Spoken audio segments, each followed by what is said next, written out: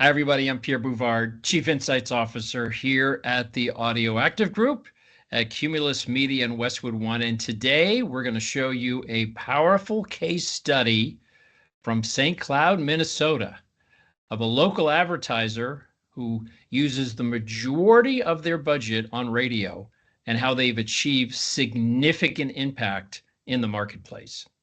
Bradshaw and Bryant of St. Cloud, Minnesota, is a local law firm that has been using radio for over 15 years as their primary media platform. We heard about this company and wanted to understand how they've built their brand in the marketplace. So we retained Quantilope, a market research firm, to conduct a study this past May of folks over the age of 18 who live in the St. Cloud marketplace. And we wanted to know a couple of things. How well known is Bradshaw and Bryant, and what is their strength of their brand equity? And so here are the four key findings. First of all, they are an exceptionally strong brand in the marketplace. And this case study really shows that Bradshaw and Bryant is giving Madison Avenue a masterclass on how to create future demand and how building a brand is the main driver of long-term sales and profit. Through their long-term use of AM/FM radio advertiser, Bradshaw and Bryant dominates unaided awareness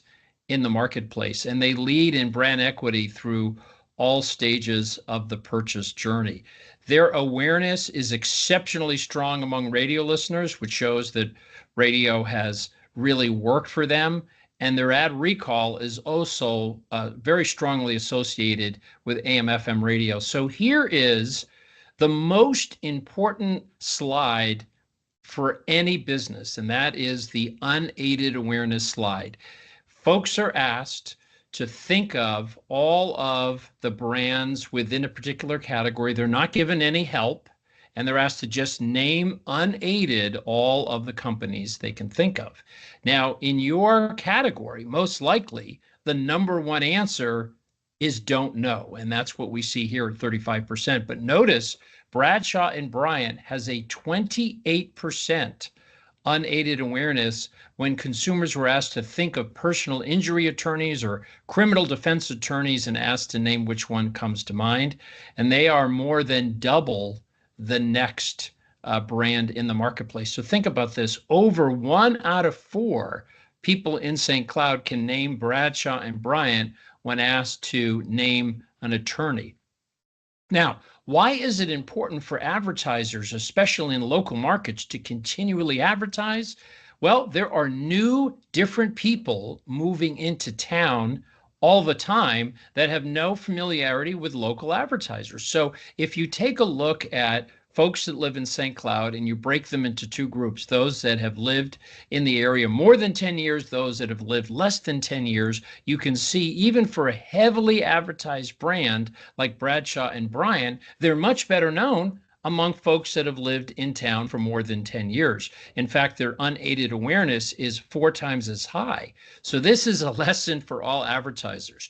You need to be constantly advertising because there are so many people coming into the market. And generally, the rule of thumb typically is about 40% of the people in your market are new within the last 10 years. So that's why you really need to be constantly reminding and explaining to consumers who you are.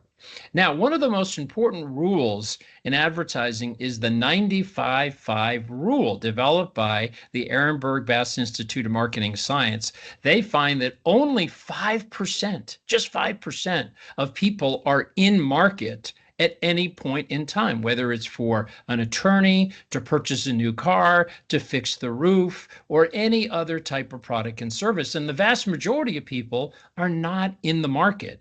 So you as an advertiser need to have very different strategies to target those that are in the market and those that are not in the market. And this really sets up the two most important jobs for every advertiser. We have to convert existing demand. That's going after the 5%. Typically, you can do that through a sales event or promotion. Now, to go after the 95%, That's called brand building or creating future demand. You've got to be interesting to those folks. So to go after the 5% to the left of your screen, you're advertising to a very small group of people who are ready to buy. To the right of your screen, that's the 95%. So that's a huge group of people. They're not in the market. They're not paying attention to your sales event or promotion ads whatsoever. So you need to be known to them. So if and when they have that need, they'll come to you. Now, targeting and building creative and media plans for these two groups of people require very different creative and marketing strategies. To go after the folks that are in the market, you need to be tightly targeted, you need to be rational, you need to have facts and figures because these folks are ready to buy. But the 95%, you need to target broadly.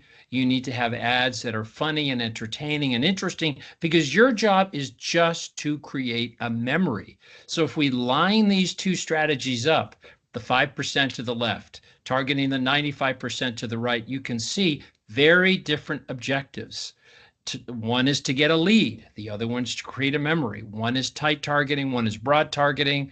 One is about persuasion. The other one is about creating ads that create positive emotions. So as we look at the purchase funnel and we look at the levels of awareness and feelings and consideration and purchase, we find that Bradshaw and Bryant leads in their market across all of these categories of brand equity, whether it's awareness, ad recall, brand favorability, purchase intent, or brand preference. And you can see against all the competitors, Bradshaw and Bryant leads the category. And probably the most interesting and important number is ad recall, because that is the most sensitive to measuring advertising. You can see they are almost twice as strong as the nearest competitor. And among heavy radio listeners, you can see that their aided awareness is 19% bigger among radio listeners versus the overall market. Strong evidence that AM, FM radio advertising works. Now, interestingly, when we ask people, hey, where do you remember having heard the ads for Bradshaw and Bryant? 54% said radio, and they only spend 5% of their money on TV. But look, TV had 60%. And this is a typical error that we see consumers make when they think of a heavily advertised brand. They mistakenly always associate it with TV. But in reality, this brand spends 70% of their money on radio, very little on TV. So a little bit of misattribution. Now, probably the one page that explains how advertising works, which is the most powerful page ever created in the history of marketing, is from a gentleman named Les Binet. He is the former head of global marketing effectiveness for Adam and Eve DDB out of London. He's a prolific author on the topic of marketing effectiveness, and he says the job of advertising is to increase the chance that people will choose your brand, to make your brand easy to mind, easy to find, easy to think of, easy to buy. Your goal is to create positive feelings and emotions with broad reach ads that people find interesting and enjoyable. And boy, did Bradshaw and Bryant just check every single one of these. They have really created a lesson for Madison Avenue. Madison Avenue has gotten a little distracted these days with obsessing over short-term sales effect. What Bradshaw and Bryant reveals is to really grow long-term revenue and profit, you have to be known before you're needed. So the four key findings from this brand study in St. Cloud, Minnesota. Bradshaw and Bryant is offering a master class on how to create future demand, build a brand to generate long-term sales and profits. They primarily focused on AM/FM radio advertising. It dominated their unaided awareness in the marketplace, and they lead the market across all measures of brand equity. The radio really worked. Their aided awareness is 19% higher among AM/FM listeners, and their ad recall is strongly associated with AM/FM radio. The Audio Active Group here at Cumulus Media in Westwood One is a full-service brand advisory. We work with our clients to measure impact, whether it's sales effect, brand effect, search and site attribution, or pre-testing creative. Each and every week, we have a new audio case study that you can find on our blog at cumulusmedia.com or westwood1.com. And when you're there, you can sign up to get our weekly audio insight and case study sent directly to your email box. Thanks so much for the opportunity to take you through the case study of Bradshaw and Bryant and how they're teaching Madison Avenue that to be successful, you have to be known before you're needed. Thanks so much.